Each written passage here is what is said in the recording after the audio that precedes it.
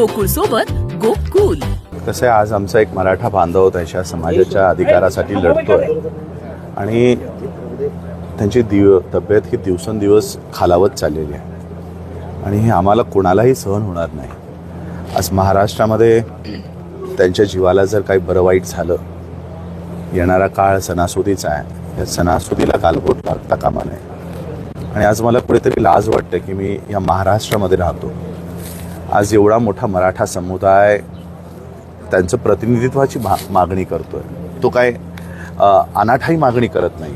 काय मागणी आहे की गोरगरीब मराठा समाज हा IAS झाला पाहिजे, IPS झाला पाहिजे, डॉक्टर झाला पाहिजे, इंजिनियर झाला पाहिजे.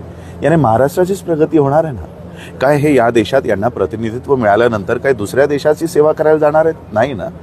महाराष्ट्राचीच सेवा करण्यासाठी त्याच्यामध्ये आमचं प्रतिनिधित्व असावं. त्या 100 लोकांमध्ये आमचाही एक IAS व्हावा, आमचाही एक जज व्हावा, आमचेही लोक खरे सख्खे सच्चे प्रतिनिधी आम्हाला त्या विधानसभेतही बघायचे. ही महाराष्ट्राच्या दृष्टीने एवढी चांगली मागणी एक बांधव आमचा धरून घेतोय.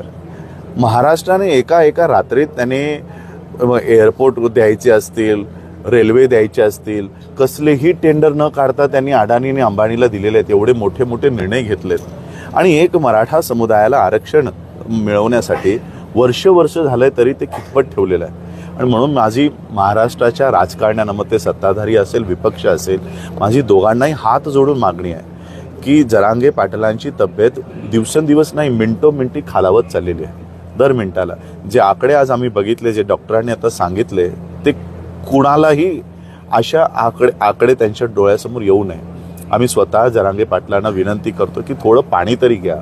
तुमचं आयुष्य, तुमचं जीवन आज खूप मोठं आहे. एक म्हण आहे मराठीमध्ये की लाख मरो पण लाखांचा पोशिंदा न मरो.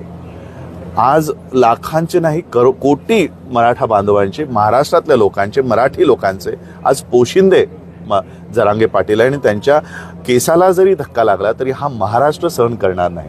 आणि म्हणून मी राजकारण्यांना, सत्ताधारी असेल विपक्ष असेल, मी दादांनाही तेच म्हणालो की दादा, यांना केवळ आपली मतच हवीत. मग ती दलित असो किंवा मराठा असो, आमच्या काय मागण्या आहेत यांना काही त्याच्यावर घेणं देणं नाही.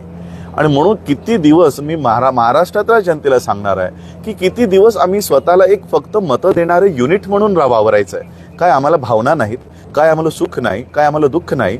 फक्त आम्ही मतं देणारं साधनच आहोत का तुमच्यासाठी? काय आम्ही फक्त मतं देणारी शिरगिनतीसाठी आम्ही फक्त रिकामी डोकीच आहोत का? आम्हाला IAS नाही व्हायचंय, आम्हाला IPS नाही व्हायचंय, आमच्या समाजाला सुटाबुटात नाही बघवायचंय का आम्हाला? आणि म्हणून आम्हाला किती दिवस तुम्ही फक्त मतं देणारं साधन म्हणून वापरणार आहात? आम्हाला न्याय द्या, आम्हाला प्रतिनिधित्व द्या. त्या शासनामध्ये आम्हाला आमची लोक बघू द्या, त्या न्यायपालिकेमध्ये आम्हाला आमची लोक बघू द्या. म्हणून मी माझी म्हणजे राजकारण म्हणजे आम्ही आता असं बोलायची वेळ आली की राजकारण चुलीत जाऊ द्या, पण आम्हाला हे असे दिवस आम्हाला बघता येऊ नये. महाराष्ट्राच्या ज्या आपण पुरोगामी म्हणतोय, आज आम्हाला लाज वाटायला लागली आहे की आम्ही या महाराष्ट्राला खरं पुरोगामी म्हणावं का? म्हणून मी विनंती करतोय, हात जोडून विनंती करतोय, बाबासाहेब आंबेडकरांच्या कुटुंबातला एक वंशज म्हणून, त्यांच्या विचारांचा वंशज म्हणून मी विनंती करतोय की या मराठा बांधवांना त्यांचं प्रतिनिधित्व द्या. हा आरक्षणाचा मुद्दा नाही, हा प्रतिनिधित्वाचा मुद्दा आहे. त्यांचेही लोक, त्यांचेही प्रगती होऊ द्या, एवढीच मी आज विनंती करतो. शासनाला, प्रशासनाला, सगळ्यांना मी हात जोडून विनंती करतो आणि एक इन्स्ट्रक्शनही देतोय, एक सूचनाही देतोय की जरांगे पाटलांच्या केसालाही जरी धक्का लागला तर येणाऱ्या काळात, मग तो सत्ताधारी असो का विपक्ष असो, हा रस्त्यावर प्रचाराला पण उतरता कामा नये अशी परिस्थिती आम्ही महाराष्ट्रात उभी करू. बस एवढंच मी सांगतो.